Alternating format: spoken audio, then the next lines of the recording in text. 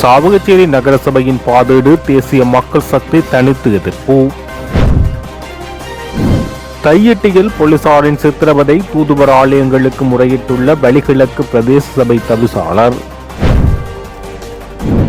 யாழில் 22 நாட்களுக்குள் 48 வர்த்தகர்களுக்கு எதிராக நடவடிக்கை. யாழ் கொழும்பு தொடரூந்து பயணிகளுக்கு மகிழ்ச்சி தகவல். இன்று ஜனாதிபதியை சந்திக்க உள்ள இந்திய வெளிவிவகார அமைச்சர். நல்லூரை இடிக்க சொன்ன அர்ச்சுனா எம்பி கலவரத்தை தூண்டும் காணொளி வலுக்கும் கண்டனம். டிட்பா புயலால் இலங்கைக்கு $4.1 பில்லியன் சேதம், உலக வங்கி அறிக்கை. நாடு முழுவதும் சோதனை, 2300 பொது சுகாதார பரிசோதகர்கள் கடமையில். சந்திரிப்பாய் அபிவிருத்தி ஒருங்கிணைப்பு குழு கூட்டத்தில் கதிரையால் கலவரம். கொழும்பை ஆட்சி செய்ய போவது நாங்களே, எதிரணி திட்டவட்டம். தொடர்பு விரிவான செய்திகள். சாவகச்சேரி நகரசபையின் பாதீட்டை தேசிய மக்கள் சக்தியின் 3 உறுப்பினர்கள் எதிர்த்த நிலையிலும் ஏனைய 14 உறுப்பினர்களின் ஆதரவுடன் பாதீடு நிறைவேற்றப்பட்டுள்ளது. சாவகச்சேரி நகரசபையின் 2026 ஆண்டுக்கான பாதீட்டை தவிசாளர் வடிவேல் ஸ்ரீ பிரகாஷ் நேற்றைய தினம் திங்கட்கிழமை சபையில் சமர்ப்பித்து உரையாற்றினார். இதனைத் தொடர்ந்து உறுப்பினர்கள் தமது கருத்துக்களை முன்வைத்ததைத் தொடர்ந்து வாக்கெடுப்பு நடைபெற்ற போது பாதீட்டுக்கு ஆதரவாக 14 உறுப்பினர்கள் வாக்களித்தனர். தமிழரசுக் கட்சியின் 6 உறுப்பினர்களும், அகில இலங்கை தமிழ் காங்கிரஸ் கட்சியின் 5 உறுப்பினர்களும், ஜனநாயக தமிழ் தேசிய கூட்டமைப்பின் 2 உறுப்பினர்களும், ஈழமக்கள் ஜனநாயக கட்சியின் 1 உறுப்பினரும் ஆதரவாக வாக்களித்தார். எதிராக தேசிய மக்கள் சக்தியின் 3 உறுப்பினர்கள் வாக்களித்தனர். 18 உறுப்பினர்களை கொண்ட சாவகச்சேரி நகரசபையில் அகில இலங்கை தமிழ் காங்கிரசின் 6 உறுப்பினர்களில் 1 உறுப்பினர் நீதிமன்ற உத்தரவின் பேரில் சமயமர்வில் கலந்து கொள்ள தடை விதிக்கப்பட்டுள்ளமையினால் 17 உறுப்பினர்களுடன் சபை நடவடிக்கைகள் முன்னெடுக்கப்பட்டு வருகின்றமை குறிப்பிடத்தக்கது. தையிட்டி விகாரைக்கு எதிரான போராட்டத்தில் கலந்து கொண்டு எம்மை சித்திரவதைக்கு உள்ளாக்கிய போலீசாருக்கு எதிராக வெளிநாட்டு தூதுவர் ஆலயங்கள் மற்றும் சர்வதேச மனித உரிமைகள் ரீதியிலான பொறிமுறைகளுக்கு முறையிட்டுள்ளோம் என வலிகாமம் கிழக்கு பிரதேச சபை தவிசாளர் தியாகராஜா நிரோஸ் தெரிவித்துள்ளார். இலங்கையில் எமக்கு எதிராக இடம்பெற்ற சித்திரவதைகள் நாம் பௌத்த சிங்கள ஆக்கிரமிப்பினை எதிர்த்த வேளை இடம்பெற்ற தாக்குதல்கள் என்பதனால் இலங்கை அரச கட்டமைப்பினூடாக ஒருபோதும் நீதி கிட்டாது என நாம் உணர்கின்றோம். அரச கொள்கையும் சட்டங்களும் சட்ட அமுலாக்கமும் பௌத்த சிங்கள பேரினவாத ஆக்கிரமிப்புக்கு வலு சேர்ப்பவையாக காணப்படுகின்றன. யாரும் எதிராக அமையக்கூடாது என்பதில் ஒருங்கமைக்கப்பட்ட கட்டமைப்பே இலங்கையில் நடைமுறையில் உள்ளது. எந்த அரசாங்கம் ஆட்சிக்கு வந்த போதும் மாற்றமின்றி இந்த நிலை தொடர்கிறது. பௌத்த பேரினவாத விஸ்தரிப்புக்கு எதிராக கடந்த காலத்தில் நீதிமன்றங்களின் தீர்ப்புகள் கூட இந்த நாட்டில் நடைமுறைப்படுத்தப்படவில்லை. வலிகாமம் வடக்கு பிரதேச சபை ஏகமனதாக முன்னெடுத்த சபை தீர்மானத்தின் அடிப்படையில் பகிரங்க அகிம்சை வழி போராட்டத்துக்கு அழைப்பு விடுக்கப்பட்டது. அந்த போராட்டத்தில் நீதிமன்றத்தின் உத்தரவுகளை மதித்தே நாம் போராடினோம். அவ்வாறாக போராடிய மீது போலீசார் பிரயோகித்த சித்திரவதையினையும் மனிதகுல நாகரிகத்துக்கு ஏற்புடையதல்லாத நடவடிக்கைகள், இது தொடர்பாக இலங்கையில் உள்ள பிரதான நாடுகளின் வெளிநாட்டு தூதுவர் ஆலயங்கள், ஐக்கிய நாடுகள் மனித உரிமை தொடர்பான நிறுவனங்கள், சித்திரவதைக்கு எதிரான சர்வதேச ஸ்தாபனங்கள், இலங்கைக்கு உதவி வழங்கும் நாடுகள், உள்நாட்டிலும் வெளிநாட்டிலும் உள்ள மனித உரிமை நிறுவனங்கள் மற்றும் ஏனைய தாபனங்களும் இவ்விடயம் பற்றி போதிய ஆதாரங்களுடன் முறையிட்டுள்ளோம். இராணுவமயமாக்கத்தின் கீழ் பொதுமக்களுக்கு சொந்தமான தனியார் காணிகளின் அரசு அனுசரணையுடன் இனங்களுக்கு இடையிலான நல்லிணக்கத்தினை பாதிக்கும் வகையில் கட்டப்பட்டுள்ள சட்டவிரோத விகாரைக்கு எதிராகவே நாங்கள் தொடர்ச்சியாக போராடி வருகிறோம். அரசாங்கம் இவ்வாறான நீதி கோரிய அகிம்சை ரீதியான போராட்டங்கள் மீது அடக்குமுறையினையும் மக்களிடத்தில் அச்சத்தையும் ஏற்படுத்தும் நோக்கில் போலீசாரை ஏவிவிட்டு சித்திரவதை செய்து வருகின்றமை உடன் நிறுத்தப்பட வேண்டும் என கூறியுள்ளதாக தெரிவித்துள்ளார். யாழ்ப்பாணத்தில் எரிவாயுவுக்கு போலியான தட்டுப்பாட்டை ஏற்படுத்துதல், பதுக்குதல் போன்ற செயற்பாடுகள் இடம்பெற்றால் அது தொடர்பில் 021-221-900 எனும் இலக்கத்திற்கு அறிவிக்குமாறு மாவட்ட செயலர் பிரதீபன் தெரிவித்துள்ளார். பண்டிகை காலத்தை முன்னிட்டு யாழ்ப்பாண மாவட்ட பாவனையாளர் அலுவலகம் அதிகார சபையினர் மாவட்டம் முழுவதும் விசேட சுற்றிவளைப்பு நடவடிக்கைகளை முன்னெடுத்துள்ளனர். அந்த வகையில் டிசம்பர் மாதத்தில் 22ஆம் தேதி வரையான காலப்பகுதியில் மட்டும் 48 வியாபார நிலையங்களுக்கு எதிராக சட்ட நடவடிக்கை எடுக்கப்பட்டுள்ளது.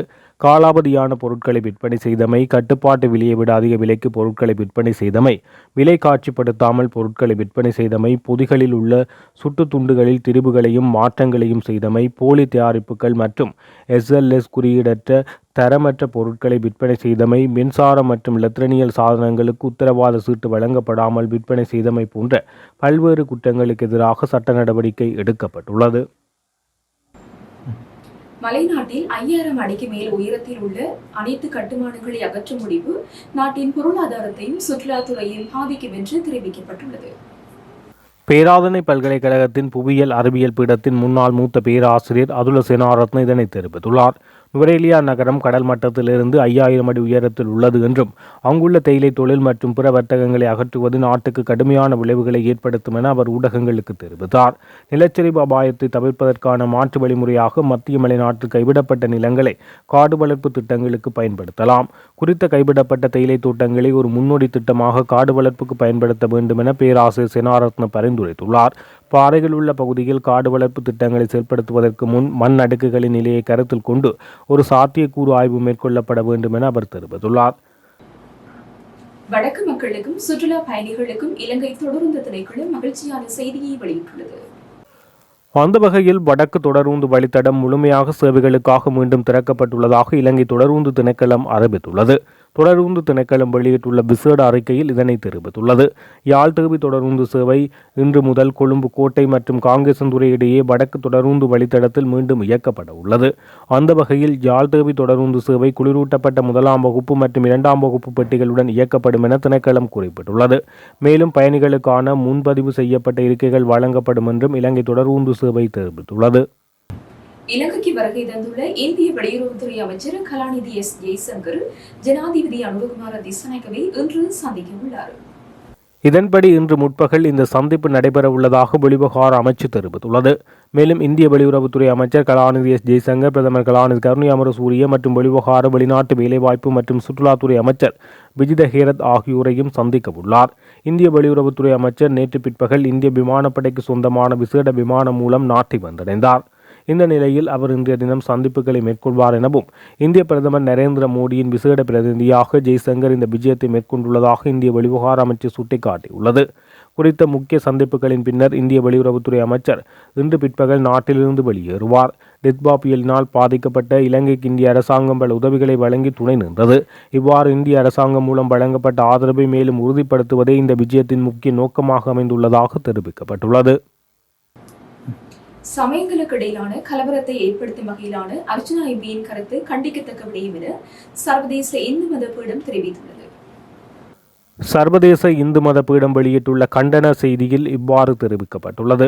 அந்த அறிக்கையில் சமூக ஊடகங்கள் ஊடாக யாழ் மாவட்ட பாராளுமன்ற உறுப்பினர் அர்ச்சுனா ஒரு வீடியோ பதிவு மூலம் கண்டிக்கத்தக்க செய்தியை தெரிவித்துள்ளார். குறிப்பாக நல்லூர் ஆலயம் முன்னர் ஒரு காலத்தில் அந்த முத்திரை சந்தியில் அமைந்துள்ள கிறிஸ்தவ ஆலயம் இருக்கும் இடத்தில் தான் இருந்தது.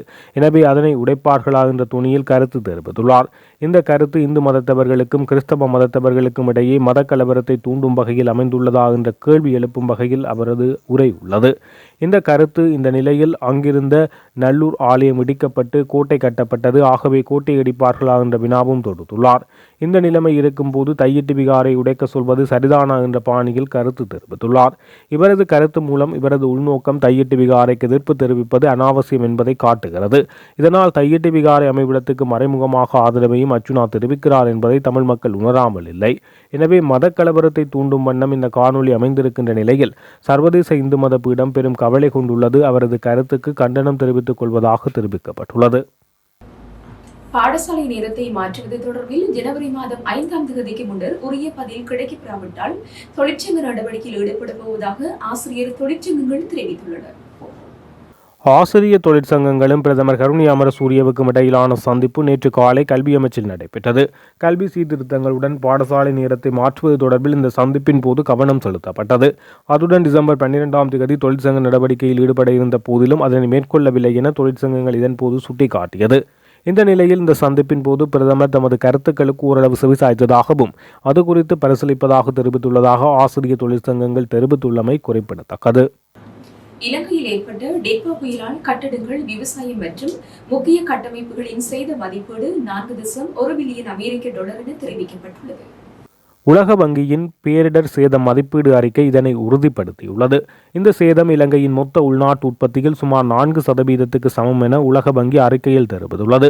மிகப்பெரிய சேதங்கள் மத்திய மாகாணத்தின் கண்டி மாவட்டத்தில் பதிவாகியிருந்தது. இதன்படி கண்டி மாவட்டத்தில் ஏற்பட்ட சேதம் $689 மில்லியன் என மதிப்பிடப்பட்டுள்ளது. பேரிடர்கள் ஏழைகள் மற்றும் மிகவும் பாதிக்கப்படக்கூடிய சமூகங்களை அதிகமாக தாக்குவதாக உலக வங்கி சுட்டிக்காட்டியுள்ளது. பண்டிகை காலம் நெருங்கி வரும் நிலையில் சுமார் 2300 பொது சுகாதார பரிசோதகர்கள் நாடு முழுவதும் சோதனை நடவடிக்கைகளை முன்னெடுத்துள்ளனர். நுகர்வோருக்கு பாதுகாப்பான மற்றும் தரமான உணவு கிடைப்பதை உறுதி செய்வதற்காக இந்த சோதனை நடவடிக்கைகள் முன்னெடுக்கப்பட்டுள்ளன. அண்மையில் பெய்த பலத்த மழையை கருத்தில் கொண்டு இந்த விசேட சோதனை நடவடிக்கைகள் முன்னெடுக்கப்பட்டுள்ளதாக சுகாதார அதிகாரிகள் தெரிவித்துள்ளனர்.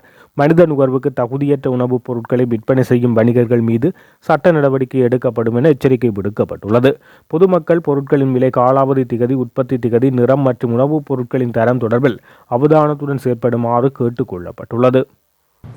சண்டிலிப்பாய் பிரதேச செயலகத்தின் அபிவிருத்தி ஒருங்கிணைப்பு குழு கூட்டமானது ஒருங்கிணைப்பு குழு தலைவர் ஸ்ரீ பவானந்தராஜ தலைமையில் ஆரம்பமானது.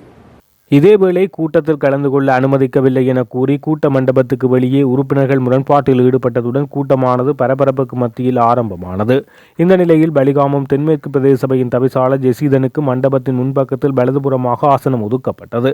இதன்போது குறித்த ஆசனத்தில் அமர்வதால் தன்னால் கூட்டத்தை தலைமை தாங்குவது முகத்தை கூட சரியாக பார்க்க முடியாதுள்ளதாகவும் ஆசனத்தை மாற்றுமாறு கோரிக்கை விடுத்தார். இதன்போது மேடையில் பிரதேச செயலாளருக்கு அருகாமையில் ஆசனம் வழங்கப்பட்டது. இந்த நிலையில் அந்த இடத்தில் அமர வைக்க முடியாது என்று மேடைக்கு முன்பாக ஆசனம் ஒதுக்குமாறு பாராளுமன்ற உறுப்பினர் ராமநாதன் நச்சுனா தெரிவித்துள்ளார். இதன்போது அங்கே குழப்ப நிலை ஏற்பட்டது. பின்னர் தவிசாளருக்கு மேடைக்கு முன்பாக ஆசனம் வழங்கப்பட்ட நிலையில் கூட்டம் நடைபெற்று வருவதாக தெரிவிக்கப்பட்டது. தேசிய மக்கள் சக்தி ரகசிய வாக்கெடுப்பை நடாத்தி மேற்கொண்ட அரசியல் நாடகத்தை 6 மாதத்தில் முடிவுக்கு கொண்டுவர முடிந்துள்ளதாக ஐக்கிய மக்கள் சக்தியின் நாடாளுமன்ற உறுப்பினர் முஜிபுர் ரஹ்மான் தெரிவித்தார். கொழும்பு மாநகர சபையில் தேசிய மக்கள் சக்தியின் பாதீட்டை தோற்கடித்து ஊடகங்களுக்கு கருத்து தெரிவிக்கும் போது அவர் இதனை தெரிவித்துள்ளார். இப்போது கொழும்பை ஆட்சி செய்வது ஒன்றிணைந்த எதிர்க்கட்சியின் குழுவாகும். எதிர்வரும் 2026 ஆண்டுக்கான வரவு செலவு திட்டத்துக்கான கொழும்பு மாநகர சபையின் வாக்கெடுப்பு நேற்று இடம்பெற்றது. குறித்த வாக்கெடுப்பில் தேசிய மக்கள் சக்தி வரவு செலவு திட்டத்துக்கு எதிராக 60 வாக்குகளும் ஆதரவாக 57 வாக்குகளும் வழங்கப்பட்டமை குறிப்பிடத்தக்கது. இத்துடன் ஜெஃப்னக்லரியின் மதிய நேர பிரதான செய்திகள் நிறைவடைகின்றன. மேலதிக செய்திகளை அறிந்து கொள்ள www.jeffnaglary.lk என்ற இணையதளத்தின் ஊடாக இணைந்து கொள்ளுங்கள்.